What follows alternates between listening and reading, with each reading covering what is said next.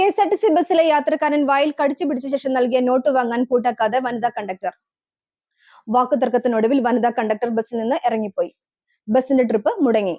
മൂവാറ്റുപുഴ ഡിപ്പോയിൽ നിന്ന് വ്യാഴാഴ്ച ഉച്ചയ്ക്ക് കൂത്താട്ടോളം സ്റ്റാൻഡിലെത്തിയ പ്രിയദർശിനി ഓർഡിനറി ബസ്സിലാണ് സംഭവം. യാത്രക്കാരൻ നോട്ട് വായിൽ കടിച്ചു പിടിച്ച ശേഷം നൽകിയപ്പോൾ കണ്ടക്ടർ വാങ്ങിയില്ല.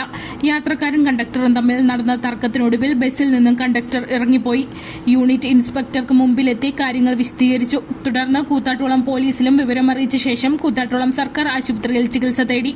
ഇതിനിടെ പോലീസ് സംഘം സ്റ്റാൻഡിലെത്തി അന്വേഷണം നടത്തി.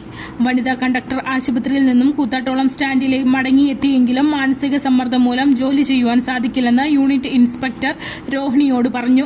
ആശുപത്രിയിൽ നിന്നുള്ള OP ടിക്കറ്റും അപേക്ഷയും യൂണിറ്റ് ഇൻസ്പെക്ടർക്ക് നൽകി. ബസ്സിലെ യാത്രക്കാരും ഡ്രൈവറും കുറച്ചു സമയം കാത്തിരുന്നു. മൂവാറ്റുപുഴ ഡിപ്പോയിൽ വിവരമറിയിച്ചു. പകരം കണ്ടക്ടറെ ലഭിച്ചില്ല. ബസ് യാത്ര നടത്താതെ കൂത്താട്ടോളം സ്റ്റാൻഡിൽ കിടന്നു.